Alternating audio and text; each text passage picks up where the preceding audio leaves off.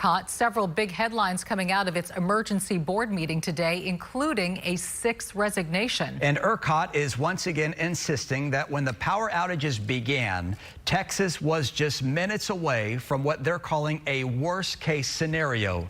KPRC2's Andy Sirota live now with the latest from ERCOT's leadership tonight. Andy?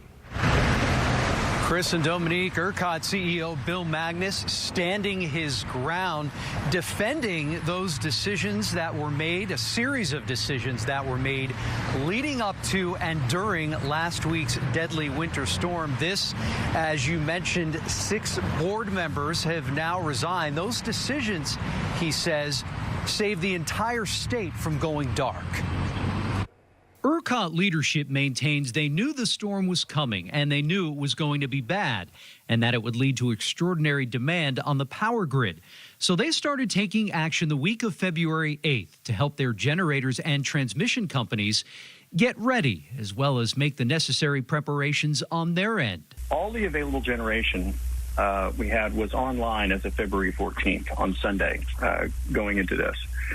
And all of these actions have been taken on an operational basis to try to make sure everyone was ready and available. But at 1:53 a.m. Sunday, February 14th, Texas was about 4.5 minutes away from the worst-case scenario, a large-scale trip of the grid that would have led to a massive statewide blackout, which would have taken weeks to fix. It's extraordinarily difficult to bring it back. We may still be here today talking about when is the power going to come back on if we had let the system get into that condition. As the storm blew through our state, sending temperatures plummeting, the power grid was pushed to the brink.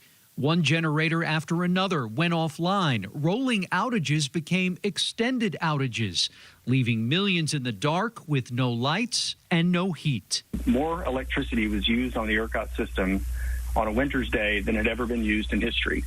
So the system was supporting the highest demand that we had ever seen in the winter. After calls to leave the state's power grid, Harris County Commissioner Adrian Garcia says the failures that took place last week should serve as a wake-up call to all Texans. When you have conversations, you can solve problems.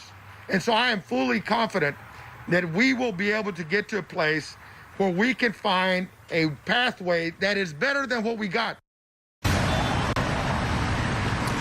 Governor Abbott, as you just heard in his speech, now urging Texas lawmakers to mandate the winter weatherization of the state's power grid. As of right now, any of those plans on the part of the owners and the operators of these generators is strictly voluntary.